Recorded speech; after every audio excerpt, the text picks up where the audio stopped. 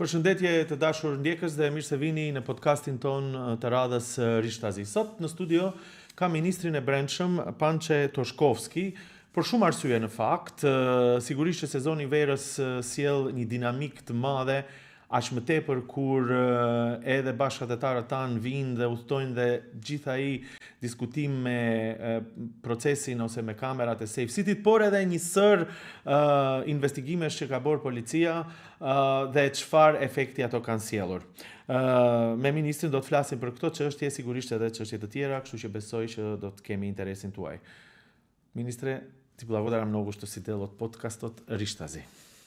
Благодарам на поканата и на можноста да образложиме одредени појави од интерес за вашите следачи. Еве во почетокот во најавата кажав дека секако има интерес, бидејќи сега има поголема динамика на движење, Safe City беше топ тема, ке доаѓаат странци туристи, нашите емигранти и сето тоа како тоа ќе функционира, но имаше неколку акции од полицијата како тоа се одвива, но ќе почнам со едно прашање кој на некој начин ги поврзува сите овие теми, а тоа е дека во последен период видовме и тука во Македонија и во Албанија веќе се прават сите напори да почне one stop shop процесот. Ако одите во Ќафасан, тоа што се случува стварно е нефункционално, но еве има најави дека сега се ќе функционира како што треба.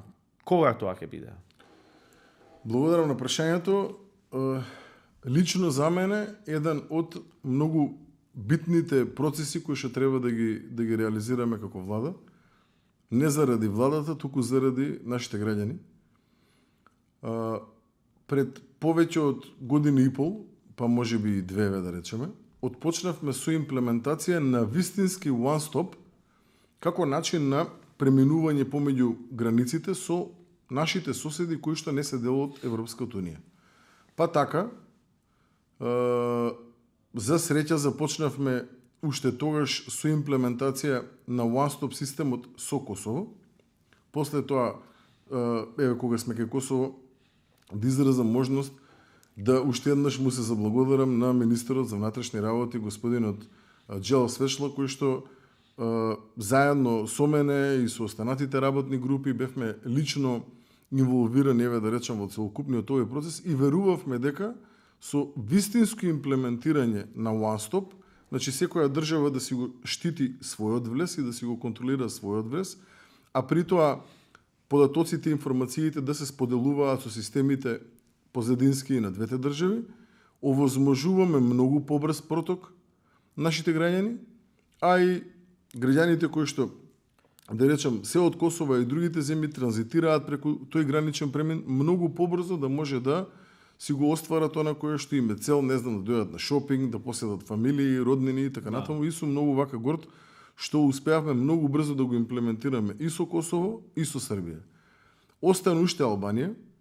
Во текот на минатата недела добра вест е, еве за прв пат ексклузивно во оваа ваша емисија, ќе обзнанам дека во текот на претходната недела договорот официјално помина и на двете влади, значи и во Албанија и во Македонија помина официјално договорот, кој што треба да биде предмет на потпишување, и оваа недела се надевам до крајот на неделава формално треба да договориме. Вака првично имаме утврдено датум на потпишување сабота во родното место на министерот за внатрешни работи од Албанија. Ќе бидам гостин негов, за моја среќа. Каде е тоа? Веднаш до граница со Дебар, мислам дека Пешкопие е името на градот. Така барем ми кажа и ќе важи ова one-stop shop, значи и за двете гранични премини, така и Струга и Дебар? Така е, првен ќе започнеме со граничниот премин Ќафасан, пошто таму е, да речам, вака најударно, но за среќа, да кажа, не само граничниот премин Ќафасан, туку и граничниот премин Дебар и како станува атрактивен и за нашите граѓани и за граѓаните од Албанија. Така да, и тоа е многу битно да го направиме да биде како што треба, да може побрзо да се транзитираат луѓето. и да конечно се олесни и границата со Албанија, да ги немаме тие гужви како што ги имавме на времето, заради тоа што она кое што беше навистина не можеме да кажеме дека беше достоинствено поминување на граница, да чекате по 2, 3, 4, 5 сати. Навистина со One Stop се олеснува и такако граничниот премин, ама со вистинско имплементирање некако што на времето се обидува да не го продадат како приказна. Така да покажуваме дека навистина сме многу сериозни и посветени во рамки на она кое што би требало да значи овозможување на лесно транзитирање на нашите граѓани во соседните земји и обратно на граѓаните на нашите соседни земји лесно транзитирање во Македонија, што апсолутно може да кажам дека е еден од клучните проекти кои што се имплементирани од страна на Министерството за внатрешни работи во изминатиот период. Но ајде поконкретен ќе бидам, ако се потпише договорот конечно во сабота, кога ќе функционира, кога ќе се имплементира, бидејќи искрен да бидам, граѓаните веќе не веруваат многу во декларации, бидејќи во изјави, бидејќи се случувало неколку пати, па еве пред неколку време, па се најавуваше дека ќе се случи.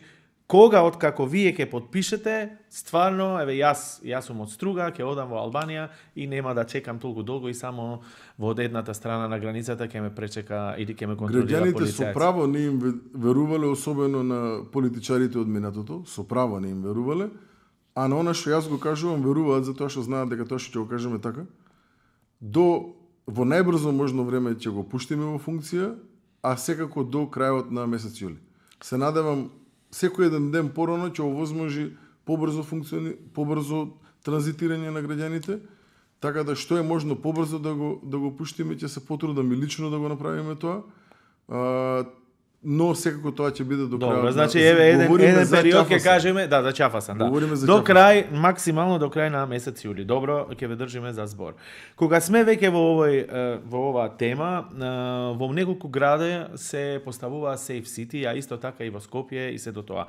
Сакав да ве прашам како тоа ќе функционира, кога во тие други градови, вклучувајќи и Струга и Охрид, бидејќи нели зборуваме еве за тие погранични и туристички места, кога ќе функционира и како ќе функционира ајде и за странските граѓани, за странските нели туристи, но тоа еве повторно. Кога Safe City ќе функционира? Кога треба луѓето да знаат? Јас од срце сакам да им се заблагодарам на сите македонски граѓани кои што пред се управуваат моторно возило во наша убава држава. И на македонците, и на албанците, и на турците, и на власите, и на бошњаците, и на ромите, и на србите, и на сите останати кои што си живееме во оваа наша Македонија. Зошто? Заради тоа што нивна заслуга е тоа што оваа година, компарирано со претходната година, за овие први 5 месеци кои што поминаа од кога сме го имплементирале овој проект, 17 фамилии се посретни и порадосни отколку претходната година. Односно, компарирано 2026 година со 2025 година, 2025 година сме имале 56 смртни случаи, каде што ни загинале наши луѓе низ улиците во Македонија. 2026 за истиот временски период 39 жртви има. Тоа значи дека за 17 жртви помалку оваа година, имајќи предвид не само Safe City, не само тоа што имплементирам проектот Скопје, Куманово и Тетово, тоа што и вие новинарите се вложивте во секојдневно комуницирање и информирање на граѓаните за предностите од почитување на сообраќајни правила. Тоа што граѓаните се многу посвесни од претходно во насока на тоа кои се последиците со непочитување на сообраќајните правила. Тоа што секој еден кој што управува во овие 3 града, посебно и коридор 8 и коридор 10, знае дека со непочитување на сообраќајните правила повеќе нема да може да биде избегната казната од една страна, но од друга страна, што е многу побитно и позначено, нема да има жртви. Тоа е тоа кое што беше основен и клучен мотив да ние го имплементираме овој проект на територија на цела држава.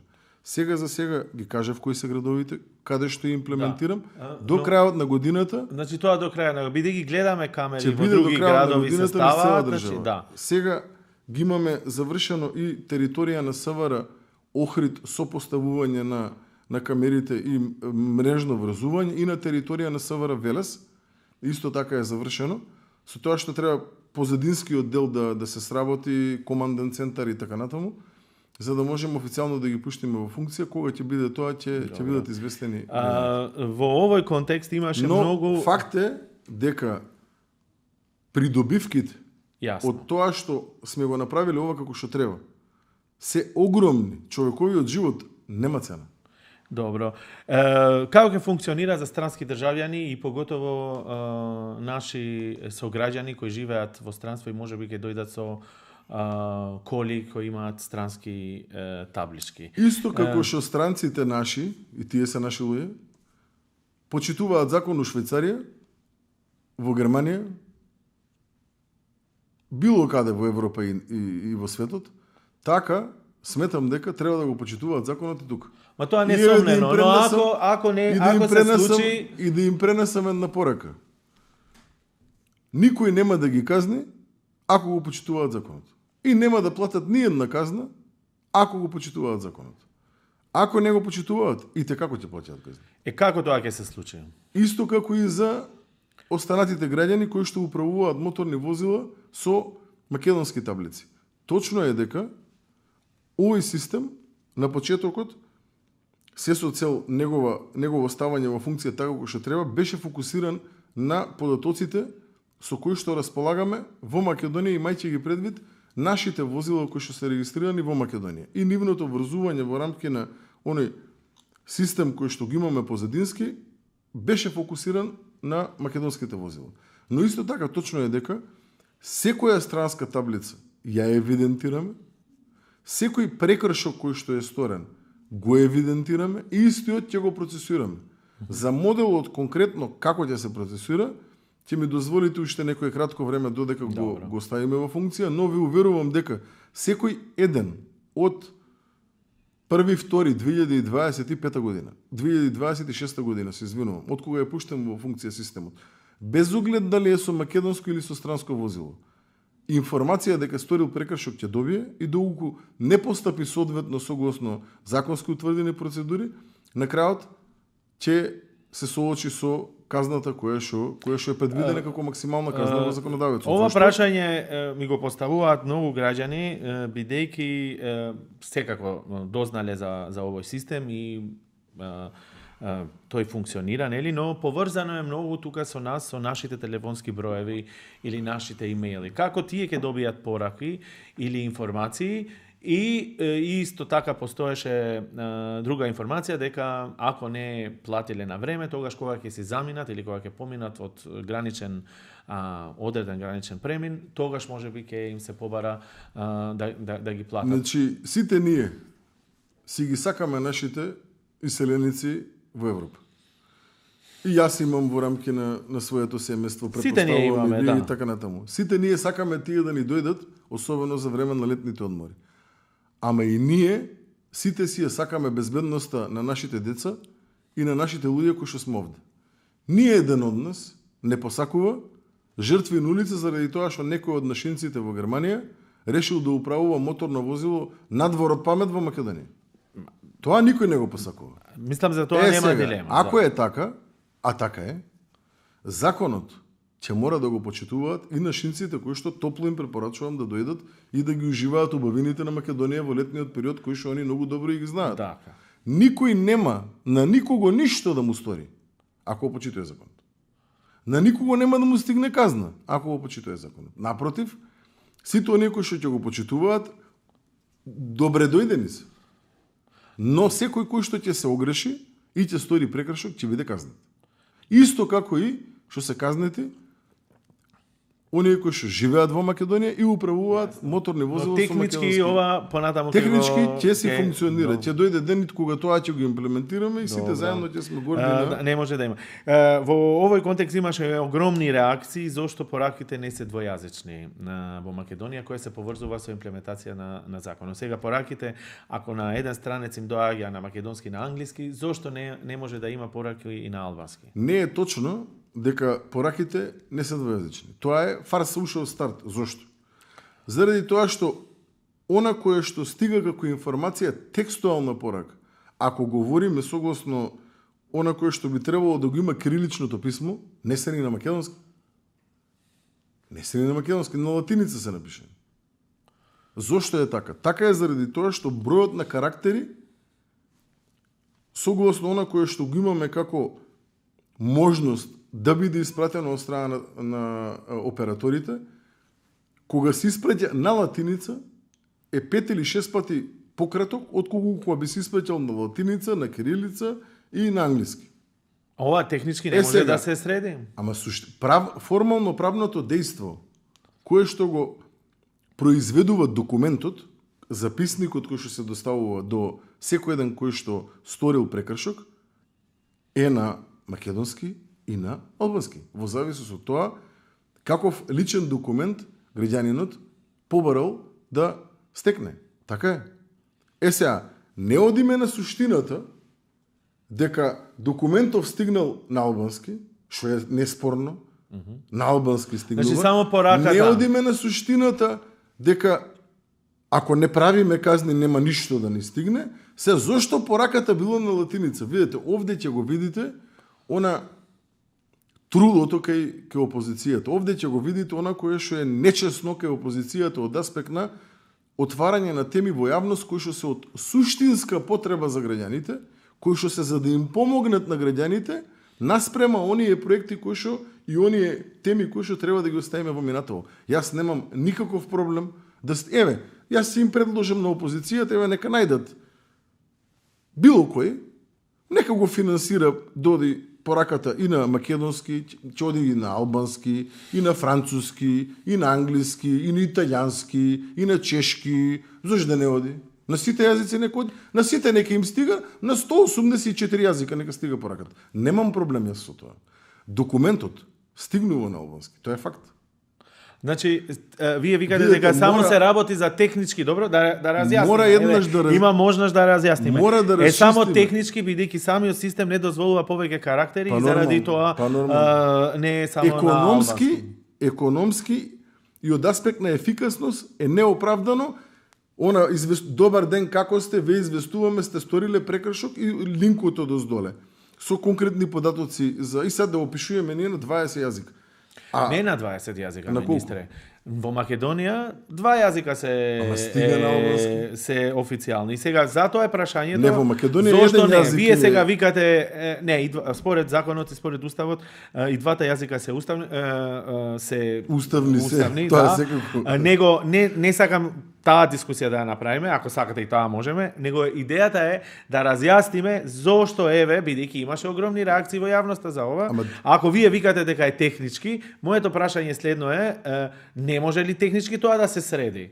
Бидејќи ако државата со еден граѓанин има можности да комуницира со еден јазик, истата држава на која јас сум граѓанин, користам и друг јазик, може и мене да ми прати порака на албански. Има ешто друго прашање и има ешто друга причина зошто ова прашање искочи во јавноста. Тука во ова студио министри албанци од оваа влада викаа дека за многу кратко, за 10 дена, за не знам колку време, пораките ќе бидат двојазични. И тоа не се случи. И заради тоа излегува ова прашање или се постава прашањето уште еднаш. Видите, јас не знам кој шо каде викал и кој шо каде тврдел. Јас знам следно. Оваа влада во никој случај не планира да загрози ниедно човеково право на ниеден граѓанин на држава.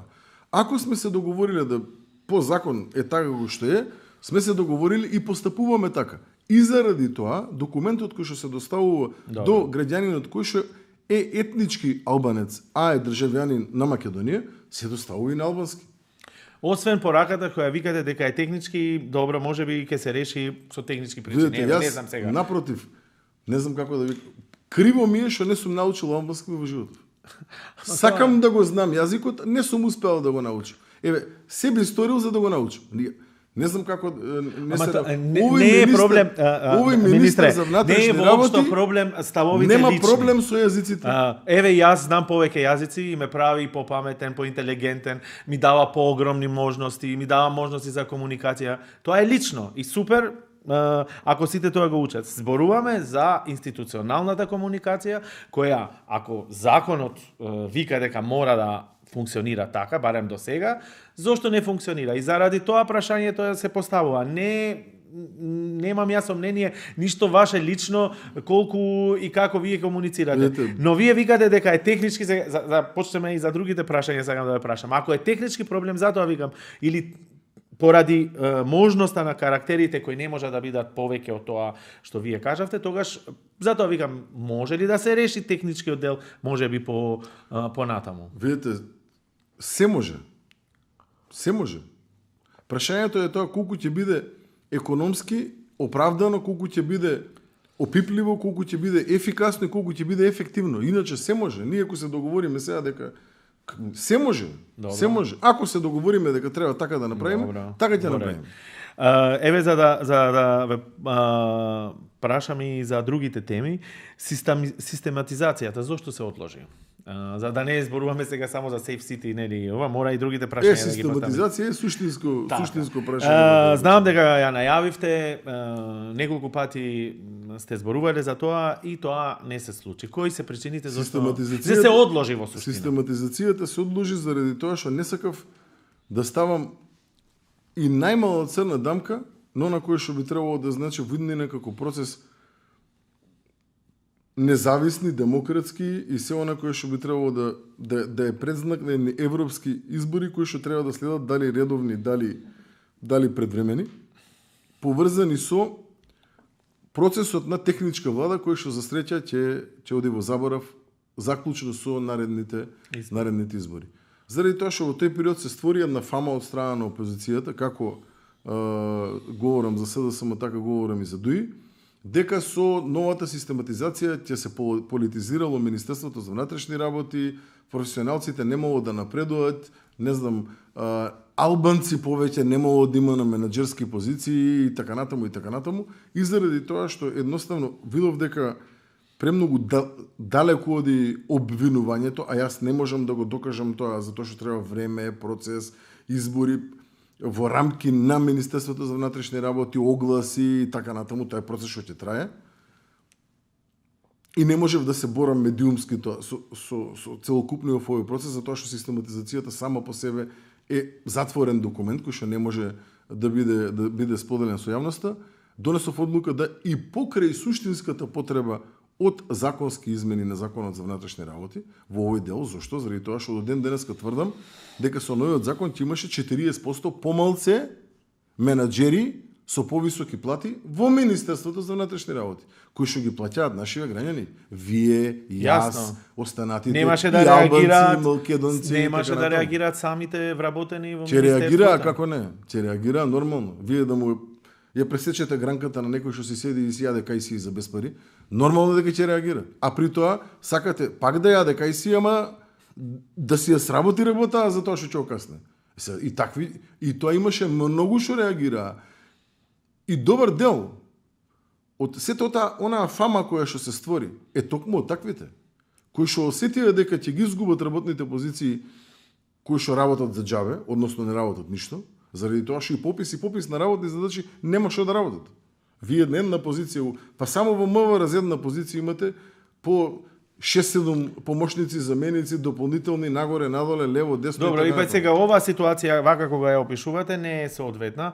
Уште колку ќе трае? Тогаш кога ќе започне реална систематизацијата, согласно законот, ако веќе се одложи? После 2 години. После 2 години. Добро. И зошто? Заради тоа што тогаш се претпоставува дека ќе имаме редовни парламентарни избори.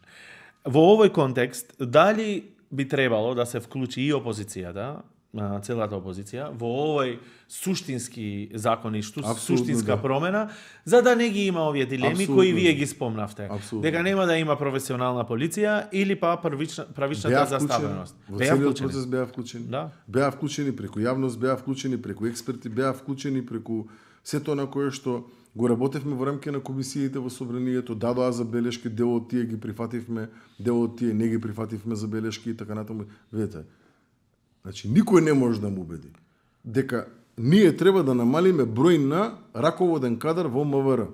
Тоа никој не може да му убеди.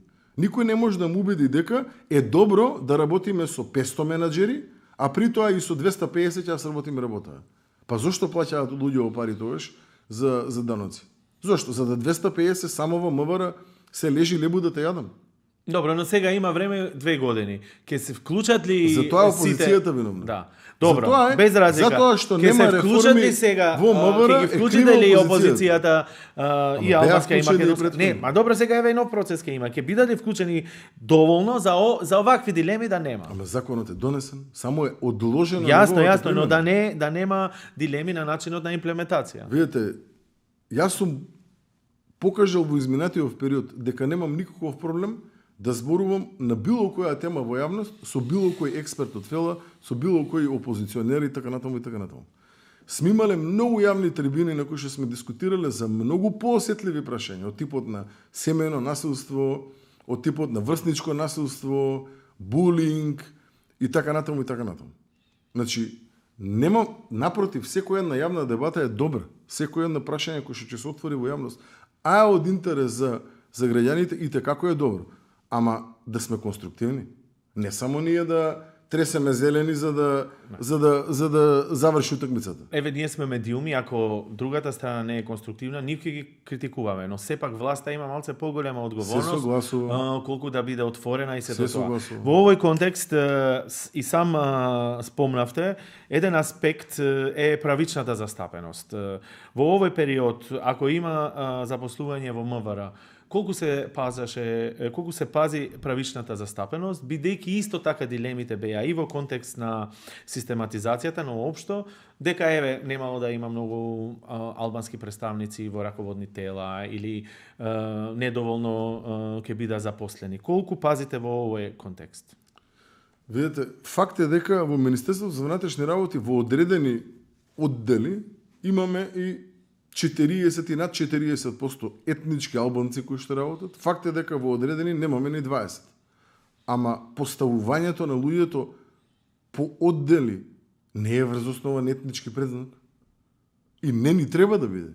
Ако ние поставуваме некој на одредена позиција заради тоа што е србин, не знам, ром, македонец или албанец, кај ни е крајот? Па е вака едно просто прашање. На лекар вие кога одите, докторот го прашувате, а вие, господине, што сте?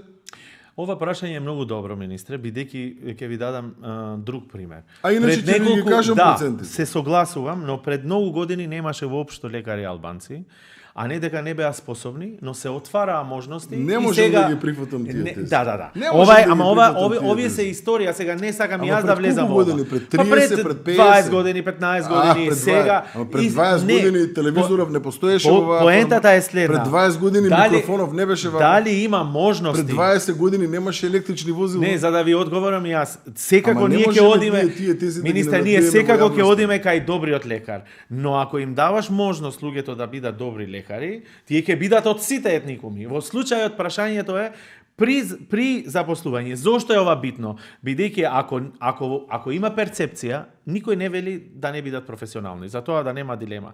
Но ако постои перцепција дека има поголем број на македонци или поголем број на албанци, ако веќе сакате, луѓето ќе немаат доверба. Вие сакате или неките мора да пазите, не со непрофесионалци, да се разбираме, но мора да пазите да има некаква правична застапеност за луѓето да видат добро полицијата и моја, полицијата и мене ме брани, а не да има перцепција дека еве сега ќе има еднострани акции или еднострани делувања. Нели ова логично прашање? Ај вака јас да ве прашам вас нешто, може? Јас стане одговорам. Кој отвори управни служби во Матеќе? ВМРО ДПМН или овие претходно?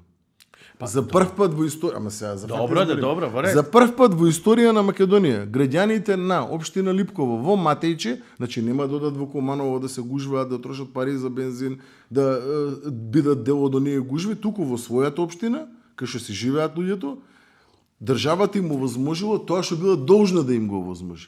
Да може да се изведат лична карта, пасош, возачка дозвола. Ама што не го направија претходно? Овој тие што не направија претходно не се више на власт. Наспроти вас што седи, овозможи во рамки на проектот на владата да ги доближиме услугите на граѓаните до граѓаните, да граѓаните на општина Липково во рамки на селото Матејче, во полициската станица, си ги остварат своите услуги. И не само во Липково, во Желино, во Сарај, во Долнени, во Јагуновце и така натаму и така натаму. За прв пат сега. Тоа е тоа што треба да го правиме.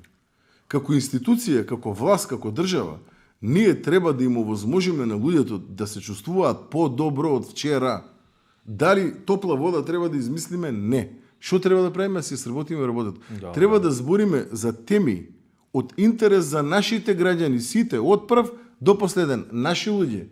И албанецот од Тетово, еве сите заедно сме, ја и ти сме заедно во изборот. Е мој човек. Сега, не, ама не е тој туѓинец. Така, тој е мој човек. Ако има некаква потреба и таа Видите, потреба излегува и еве била како тема правичната застапеност, затоа ве прашувам. Вие ако викате дека тоа го запазувате, ај сега вака да се вратиме назад. За прв пат началник на регионален центар Север, најголемиот регионален центар во Македонија, од 4-те што ги има, е албанец. Ама опозицијата никогаш не ме прашува зошто за прв пат е албанец, ама ме прашуваат зошто на регионален центар Запад не бил албанец. Пазете се. Тоа знаат да ме прашаат. Зошто не бил албанец на Запад? А Запад е 3 пати помало од Север. И со број на вработени, и со територија на граници и така натаму. Ама не ме прашуваат зошто на Север е албанец. Пазете сега која е иронија. Пазете се. За прв пат во историја на Македонија, началникот на еден од најбитниве сектори каде што е стратешко планирање и односи за јавност е албанец. И сега, ама не ме прашуваат зошто таму е албанец? Ме прашуваат зошто не знам каде не бил албанец. Па не ли е срамота тоа? Денес сме 2026 година. Не ли е срамота ние да збориме врз основа на креирање на теза дека не знам, еве не зборам за албанците, еве за ромите биле подценети, бошњаците биле неинтегрирани, македонците биле не знам какви и така натаму. Не ли е срамота? Па дајте да збориме за човеков колку јазика знае. Дајте да збориме за човеков колку е вреден. Ако вие викате дека правично се застапени или дека вие работите во тоа, толку во ред е тоа. Прашањето ќе излезе и не може ние да ги криеме прашањата. Ако вие еве давате аргументи и викате дека овие чекори се преземаат, тогаш во ред без разлика што ви кажува опозицијата, фактите ќе ги демантира. Никако криење на прашање. Така. Све да отвориме јавно и да разговараме за она што може да разговараме јавно. Се. Заради тоа што само така може да ме напред. Ама не сакам да збориме за етнички предзнак. Сакам да збориме за квалитет. Сакам да видиме сега човеков има материјал во него. Во ред. Тоа јас не можам да го подценам. Да го оценам, извини. Но ако прашањето излегува, нели да не се повториме, да. Еве огромно прашање беше во албанската популација, ако веќе ги дискутираме во овој контекст, униформите и зошто нема во униформите напишање и на албански јазик. Зошто ова прашање е битно, еве. Бидејќи ја доближува полицијата, не ја прави страна. Имаме ние историја тука во Македонија за жал со начини како се перцепира полицијата и сето тоа. Никој не вика дека во моментот има тензии, се е во ред и сето тоа. Но ако излегува како прашање не може да не го поставиме. И сега вие викате дека сте отворени, дека немате проблем, дека може човек да зборува повеќе јазици. Тогаш зошто и униформата не може да комуницира на повеќе јазици? Кој рекол дека не може? Може. Добро. Еве, ако може, тоа кога ќе се направи? Значи, знаете како муабетов со морковот и со... ме влечите таму, а јас сакам и за полициските акции да ме прашам. Јас не ме влечам нигде. Јас само се обидувам да имам еднаков стандард и да сум еднаков во рамки на сето она кое што го говорам и го правам. И пак ќе повторам по не знам кој пат. Сето она кое што јас сум на позиција за внатрешни работи, министер барем до сега и она што ќе следи во иднина, ќе биде еднакво превземено од моја страна и од страна на секој оној кој што сака да биде дел од тимов спрема сите граѓани во Македонија. Тој кој што работи како што треба ќе биде награден, тој што не работи како што треба ќе биде казнет. Дали ја можам да гарантирам за сите полициски службеници? Не можам. Но дали можам да гарантирам дека ќе дадам се од себе тоа да биде направено така што треба да биде направено? Можам. И Добро. вака тука е отприлика. Добро, ќе го кусот оставиме кој што тоа, може вие да се давате движи. одговор сега. Сакам во последниот дел од емисијата да зборувам за неколку полициски акции. Меѓу најбитната можеби беше таа шпиунската афера, во која смисла бидејќи обвинителството кажа дека некои информации министерството не ги предаде. Што можете за ова да кажете? Ќе оставам обвинителството да го каже тоа што ќе има да го каже од кога ќе донесе обвинителска одлука, па после тоа ќе го коментирам во јавност ова кое што ви го кажа. Но сепак мора да признаете две сериозни институции, најсериозните во државата, ако не комуницираат или се дава впечаток дека не комуницираат, не е соодветно за начинот како би требало да функционираат институциите. Институциите комуницираат на највисоко ниво. Институциите треба да работат на сите нивоа во рамки на нивната институционална поставеност. Значи, јавните обвинители треба да работат со истражителите во делот на превземање на конкретни акции кои што треба да се превземат. Таму каде што обвинителите се ревностни, професионални, даваат се од себе и работат во интерес на граѓаните, резултатите се фантастични. Таму каде што обвинителите потврлаат целиот процес. Од многу проста причина. Зошто? Тоа е многу едноставно, ќе ме разберат луѓето. Колку и да во јавност изгледа понатаму, МВР не поднесува обвинение. Јасно. МВР не носи пресуда. МВР не е тој кој што правосилни пресуди ги верификува. Тоа не го прави МВР. МВР превзема действија согласно своја надлежност во рамки на постапка каде што по отпочнување на истрага прв, главен и одговорен во рамки на целиот процес е јавниот обвинител. Тој е тој кој што дава нападствија, тој е тој кој што превзема действија, тој е тој кој што поднесува обвиненија и така натаму и така натаму. А судот е тој кој што треба да процени дали има издржаност на доказите или нема. Ние ова го знаеме, и на крајот да задоволи правдата. Но ако еве се вика дека пак ќе повторам, за тема која е стварно деликатна, таму каде што јавниот обвинител комуницира со истражителите во рамки на нивната институционална должност да дадат резултат. Резултатите се фантастични. Па ние за 2 години решивме 16 организирани криминални банди кои што претходно се пукаа секој втор ден, особено во рамки на главниот град. Тоа многу добро го знаете. Сега нема таков рекет, нема такви улични банди, нема таков терор на населението, најмногу во да речеме во рамки на општина Чаир беше изразено тоа, како злоупотреба од страна на овие криминални банди што го правиме минатото. Сега го нема тоа.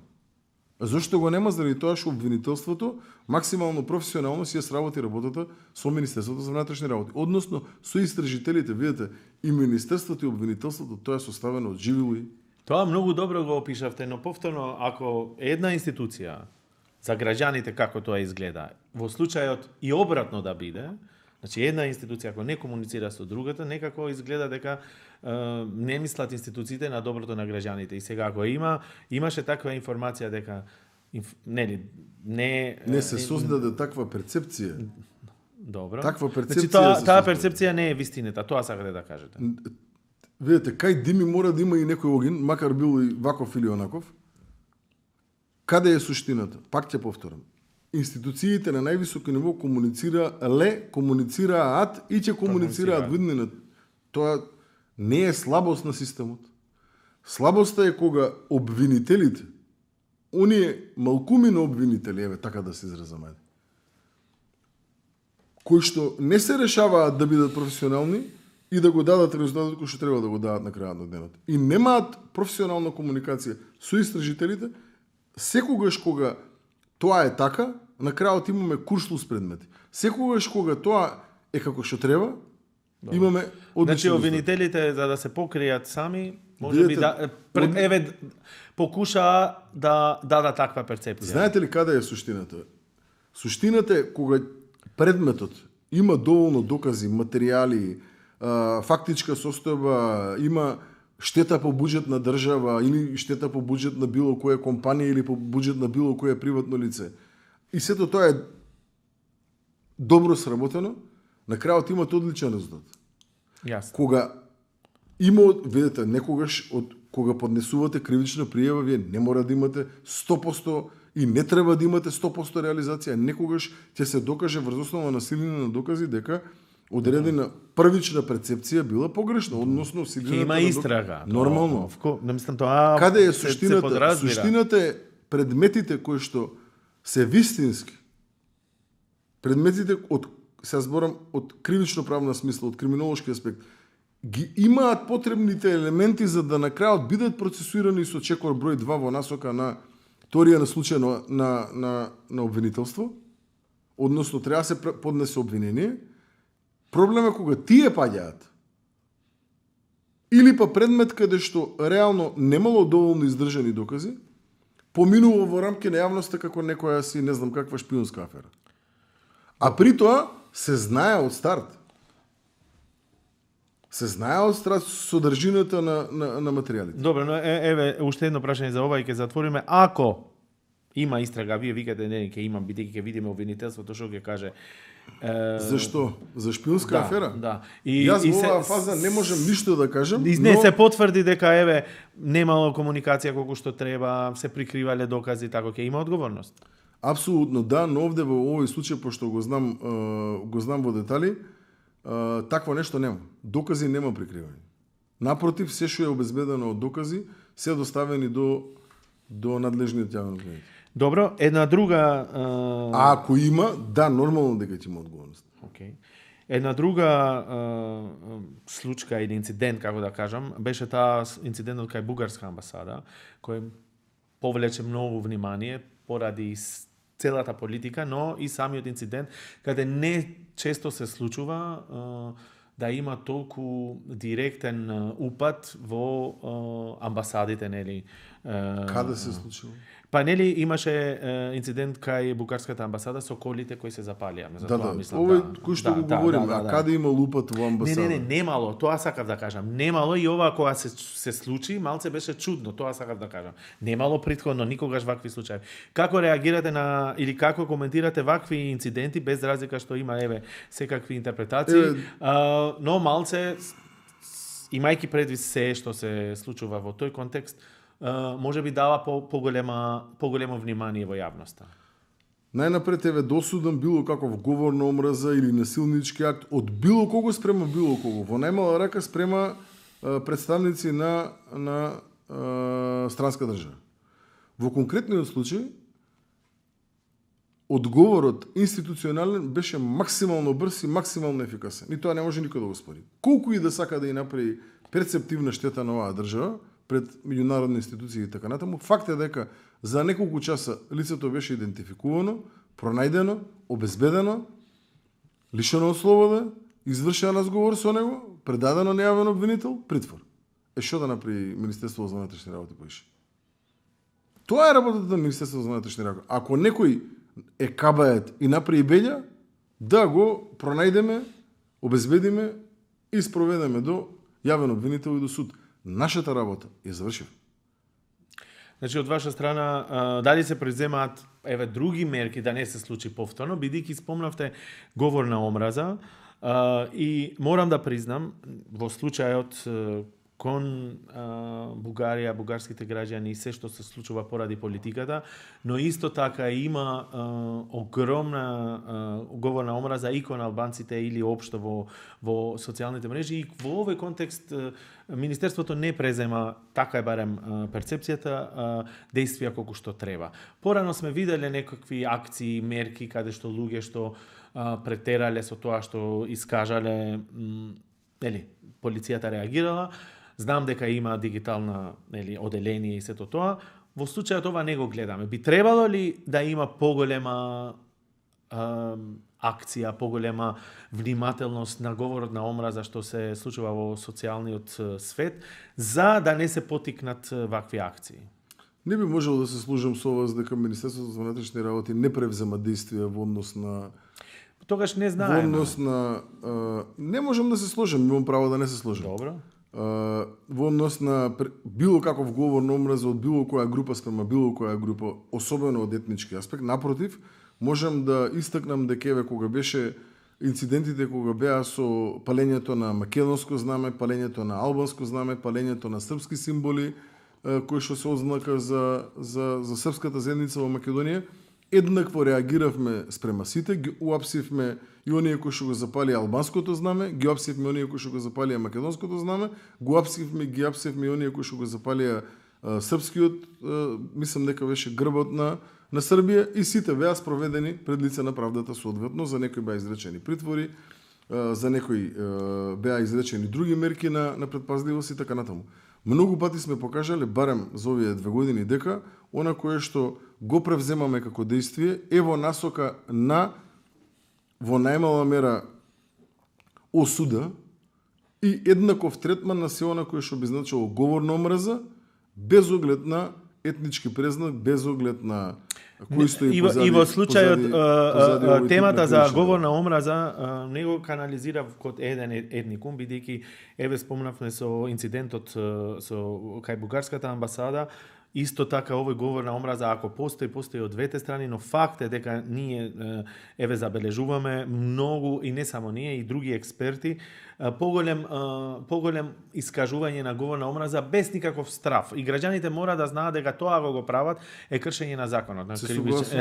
Често оваа порака дека ако тоа го прават е кршење на законот, така, тоа се согласувам. И често оваа порака не се искажува колку што треба, барем ова е еве перцепцијата, и вие и јас, нели, може да не се согласиме, да речеме, имаше еден пример во еден кошаркарски надпревар во Куманово, каде, нели, цела сала викаше, да не кажам сега мртов шифта, да не го кажуваме еве и другите. Ај кажете го во Тетово пример. Сега, Шо ви кажа? А кај се осудите? Еве, јас ги осудив и тогаш.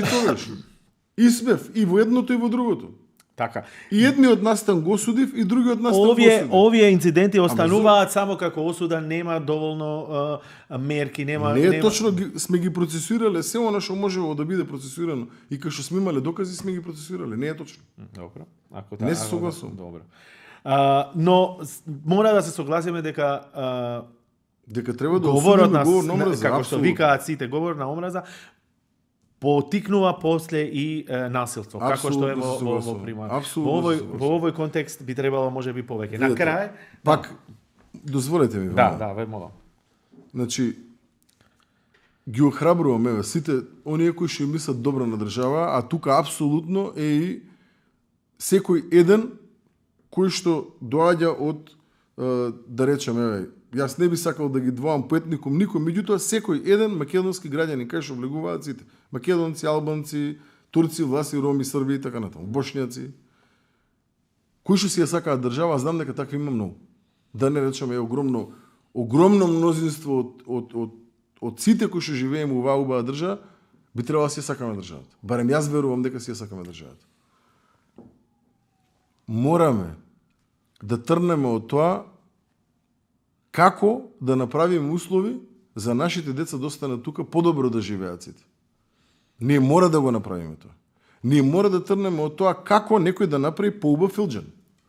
Како овој филџан да е функционален, како од овој филџан да извадиме додадена вредност, како овој филџан да подобро ни користи и така натаму и така натаму. Тоа нема да го направиме ако ние тргаме од тоа, јас сум турчин, ти си албанец, он е србин, ово е македонец. Не ни носи добро тоа. Нас не ни носи добро тоа, сега ние се препокуеме од аспект на поракиве биле на кирилица ли биле, на латиница ли биле. Еве нека бидат само на албански, може ли? Еве ја нема да ги разбирам, еве. Само на албански да бидат, може ли? Ако е тоа муабетот. Дајте луѓе да збориме за суштина. И мојаво дете живее тука, и твојаво дете живее тука. Дајте да збориме како да ги направиме подобро да живеат тука, не да ни избегаат устранство.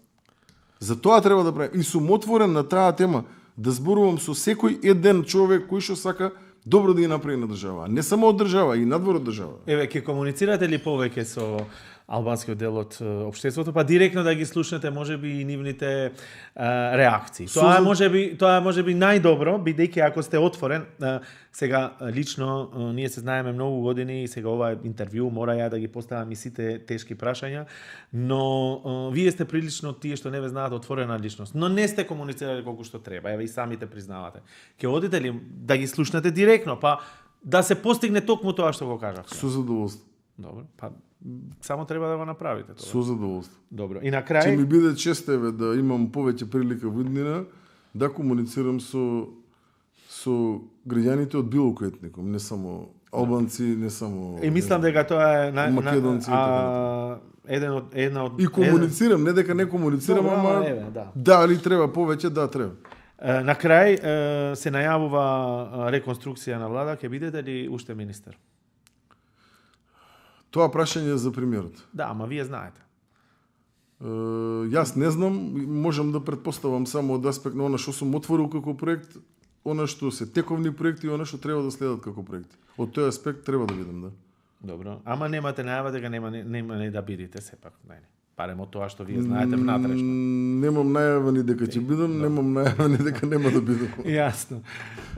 Министер Панче Тошковски, ви благодарам многу за ова интервју. Ви благодарам и вам. И се надевам ќе ви имаме повторно тука за други прашања и по-конкретни и по-директни и сето тоа. Ви благодарам и вам, ми беше чест. Дашо Рдјекас, като пробилим биседен ме министрine Brenčem Panče Toškovski, sigurišt do dvim sariš pas disaditeš me biseda da tjera, dera mi rupavši.